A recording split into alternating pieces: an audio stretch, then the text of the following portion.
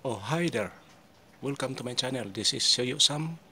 Maraming salamat po sa mga nagbigay ng suporta at saka nagbigay ng heart. Maraming salamat sa aking mga loyal subscriber. Bago ang lahat, ako'y taos-pusong nagpasalamat sa lahat at saka thank you very much. Okay, let's fire it up. Sa ngayon, nandito ngayon sa taniman ng mga dragon fruit kay Pete de la Cruz.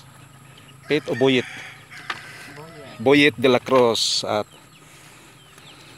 dito papasok na kami sa kanyang kuwan. So ngayon lapit na.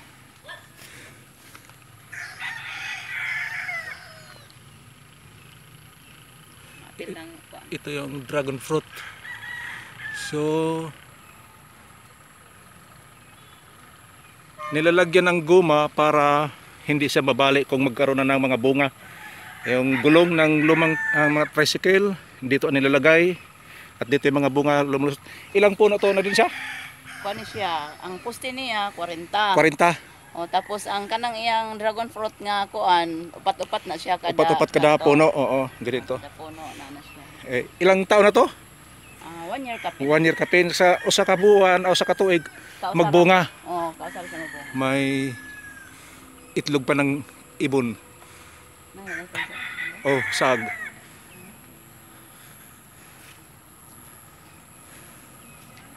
Dragon fruit. Magkano ang kilo nito sa isang dragon fruit? Ang balik sa tagiya 180. 180. Pero, Ang gumagamit siya ng fertilizer ano? Konra permicas. Vermicast. Yung gumagamit siya ng natural fertilizer, yung vermicast na galing sa bulati. Yun ang vermicast na tinatawag, yung natural.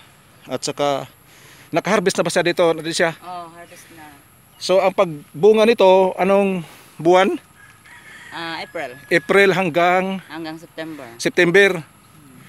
So mag-umpisa ito ng mamulaklak kalagitnaan ng March. Oo, marag kana. March hanggang sa April. So magkaroon yung bunga bago maani, ilang buwan? Marag 2 months. 2 months ang bunga para bago siya maani. So ganito dito sa amin mayroon ding plantation ng dragon fruit. Bago lang to kaya yung iba hindi pa nakaalam. So ganito kinukunan ko ng content para maipakita ko sa ating kababayan na mayroon din dito sa Nabal na mayroong dragon fruit na taniman. Yan. Nung una itinanim to hanggang dito lang siya. Mabilis lumaki siya dahil siya ay kaya mabilis lumaki ang lupa ay sandy.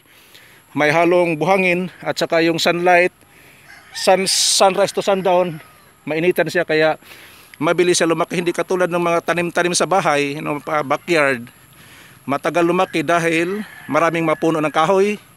Hindi katulad dito na open talaga siya. Kaya yun, ang pagdilig nito, Kanang kaduha sa kasimana. magdilig siya nito dalawang beses sa isang linggo para kay kung palaging dinidiligan malanta yung puno ng dragon fruit.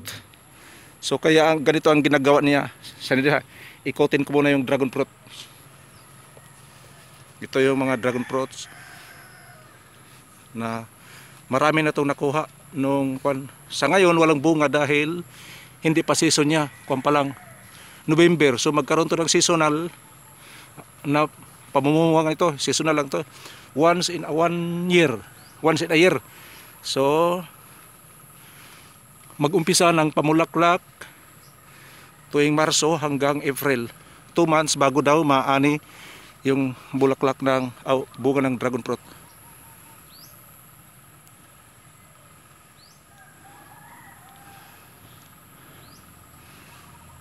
Ganito. Medyo maulan-ulan ngayon. Kaya malilim ang kwan. Ayan. Malaki na yung mga dragon fruit. Ito yung kwan. Yan. Haba.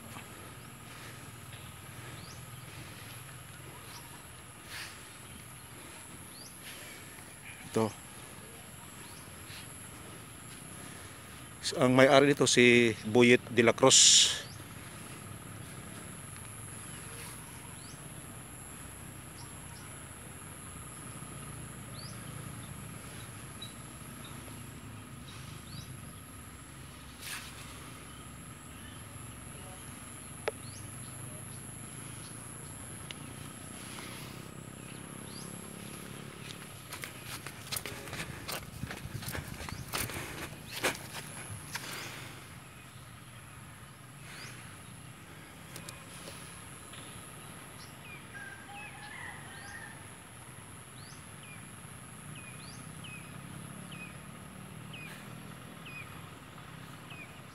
Mga ilang piraso din ang namumunga dito na din siya.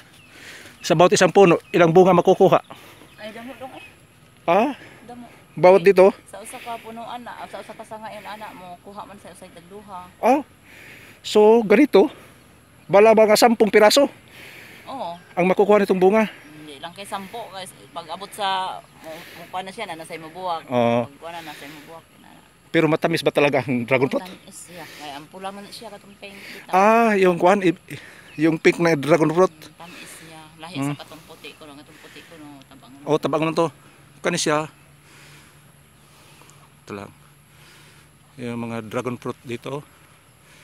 Medyo maulan ngayon kaya inagapan ko na ng maaga dahil ang paalam ko sa kanya na pupunta ko dito mga 3:30 pero nag-umpisa na yung ulan kaya pumunta lang ako ng maaga para hindi maabala yung kung baka may lakad. Mayroon pang mga tanim na mani-mani. Yan. So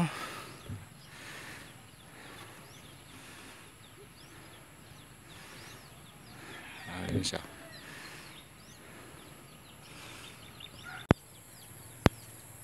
So kunan ko ng video yung buong paligid ng dragon fruit. Ito ang gawin ko.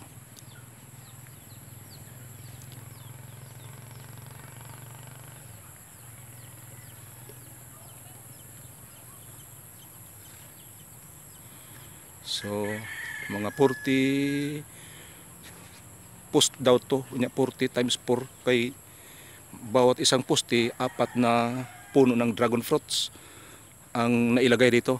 So marami-rami. Marami na daw ditong sumisilip ng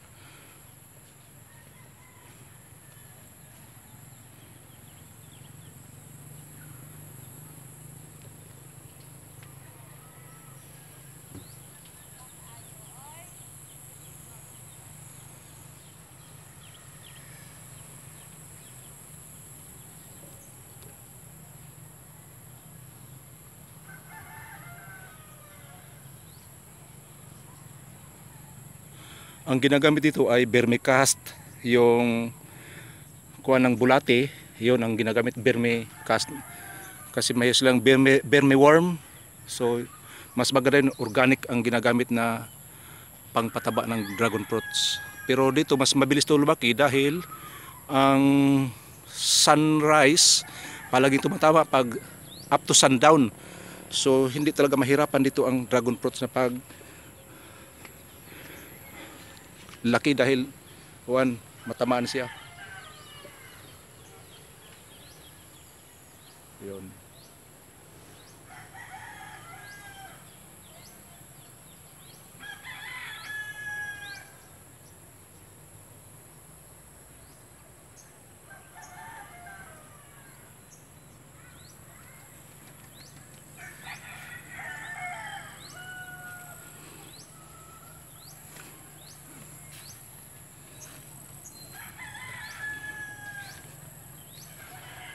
Ito yung parang pahingahan ng dilid-dilig neem tree.